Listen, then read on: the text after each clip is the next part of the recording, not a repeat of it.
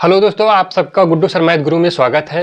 आज आपके लिए लेकर के आए हैं रक्त संबंध का चैप्टर, और जो कि बहुत इंपॉर्टेंट है और हर बार पेपर में आता ही है। तो देखिए, तो ये पहला टाइप है दोस्तों। अब देखिए, इस तरह के क्वेश्चन आपको दिखाते हैं। देखो यहाँ पर जैसे ये एक टाइप है, ठीक है, टाइप 1 में है, ठीक है। यहाँ पर आते हैं टाइप 1, ठीक। तो दोस्तों इस तरह के क्वेश्चन आपको करने हैं और बार बार ये पेपर में पूछे भी जाते हैं। तो यहाँ पर क्वेश्चन को स्टार्ट करते हैं। टाइप 1 पहले देखिए, यहाँ पर टाइप 1 समझते हैं, ठीक।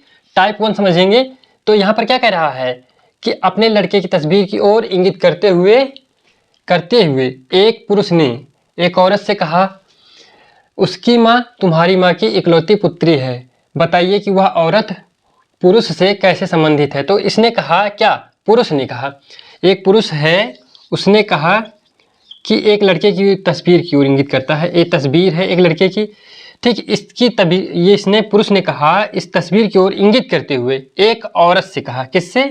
एक औरत से कहा, ठीक है। एक औरत से कहा कि उसकी माँ, यानी कि इनके लड़के की माँ जो है, इनके लड़के की जो माँ है, ठीक है, तुम्हारी माँ की, यानी कि इनकी माँ की, इनकी जो माँ है, इनकी माँ है, इनकी क्या है, इकलौती पुत्री। तो इकलौती पुत्री कौन होगी? यही होगी। तो इकलौती पुत्री जब ये होंगी तो किसकी माँ बताया? इस लड़के की माँ, ठीक है। क्या है? इस लड़के की माँ कौन है? इस लड़के की माँ यानी कि ये खुद, ठीक है। तो ये खुद हो गई। अब यहाँ पर रिलेशन पूछेगा तो ये जो लड़का है इनका क्या है? पुत्र है। क्या है? पुत्र है, ठीक। और इस लड़के की ये कौन बनेगी? माँ बनेगी। कौन बनेगी? माँ। और इकलौती पुत्री किसकी है? ये इनकी माँ, इनकी अपने माँ की इकलौती पुत्री हैं ये, ठीक। तो ये क्या है? इकलौती पुत्री हैं, ठीक है। क्या है? पुत्री हैं अपने माँ की। तो इस पुरुष ने, देखो फिर से आप समझ लो एक बार कि क्या कहा है। क्वेश्चन ने कहा है उसकी माँ, ठीक है, यानी कि उसकी माँ, यानी कि इनके लड़के के, पुरुष के लड़के की माँ जो है, ठीक है, तुम्हारी माँ की इकलौती पुत्री हैं, इनकी माँ की इकलौती पुत्री हैं, इनकी माँ की इकलौती पुत्री हैं। तो अब कह रहा है कि पुरुष से कैसे संबंधित है कौन? उस औरत। यहाँ पर देखिए, बताइए कि वह औरत उस पुरुष से कैसे संबंधित है। तो वह औरत कौन? यानी कि ये औरत जो है इस पुरुष से कैसे संबंधित है। तो ये क्या हो गए? पति और पत्नी। तो इनसे कैसे संबंधित हैं? ये पत्नी के रूप में। कैसे? पत्नी के रूप में, ठीक है। तो ये आपका आंसर आएगा, यानी कि आंसर में क्या है? ये वाला, ठीक है, ऑप्शन नंबर डी आएगा, ठीक। अब नेक्स्ट वाला क्वेश्चन आते हैं। देखिए दोस्तों, टाइप 1 का क्वेश्चन है। पहले देखते हैं क्वेश्चन में क्या दिया। एक स्त्री का परिचय कराते हुए एक पुरुष ने कहा, उसके पिता मेरे पिता के इकलौते पुत्र हैं, बताइए कि वह स्त्री उस पुरुष से कैसे संबंधित है, ठीक है।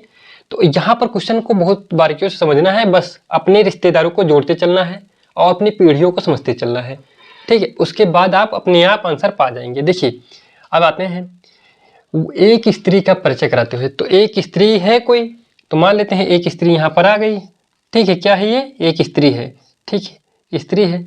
इसका जो परिचय करा रहे हैं एक पुरुष, कौन करा रहा है? परिचय करा रहे हैं एक क्या? पुरुष है, ठीक है। एक स्त्री का परिचय कराते हुए एक पुरुष ने कहा कि उसके पिता, इस स्त्री का परिचय करा रहे हैं, उसके पिता, इसके पिता, ठीक है, पिता जो हैं, इसके पिता मेरे पिता के, ठीक है, यानी कि कौन? इनके जो पुरुष जो इनका क्या करा रहे हैं? परिचय करा रहे हैं, इनके पिता के क्या हैं?